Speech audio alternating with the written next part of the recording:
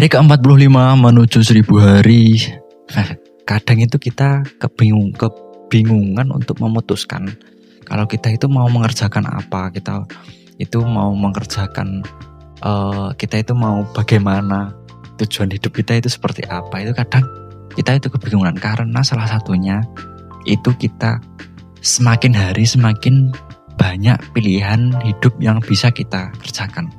Dan itu contohnya adalah cita-cita atau impian masa kecil kita. Karena mungkin ya pas kita masih kecil itu kan mungkin cita-cita kita mau jadi tentara atau guru atau dokter atau itulah, biasanya kan monoton kan zaman dulu.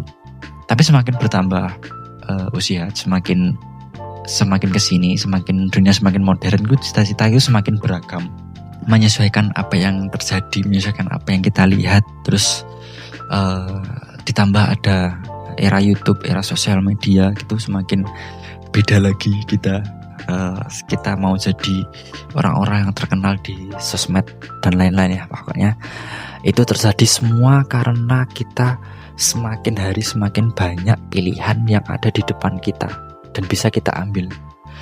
Nah itu selain punya sisi positif, itu juga punya sisi negatif.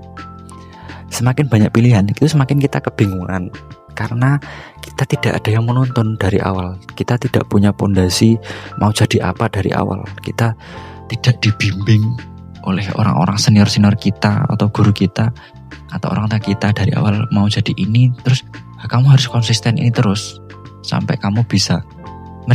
Kita tidak punya seperti itu. Kita tidak punya orang-orang yang mengingatkan selalu kamu dulu jadi ini loh, kamu harus berusaha sampai berhasil. Itu nggak ada, bro.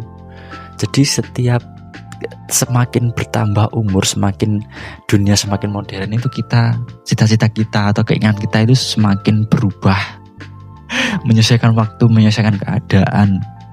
Terus biasanya kalau sudah berumur mungkin mau jadi ini ya, yang penting kita punya penghasilan, kita hidup. Kita sudah melupakan semua cita-cita, semua impian kita masa kecil. Ya karena kita sudah melewati fase-fase perubahan keinginan itu, dan kita mengerjakan sesuatu cuma di depan beberapa waktu, terus malas, terus ganti lagi. Kita tidak konsisten. Jadi kita tidak jadi apa-apa sampai sekarang. Seperti saya. Jadi itu, kalau anak kamu atau siapapun yang masih kecil di lingkunganmu, dia punya cita-cita, kamu harus mendukungnya.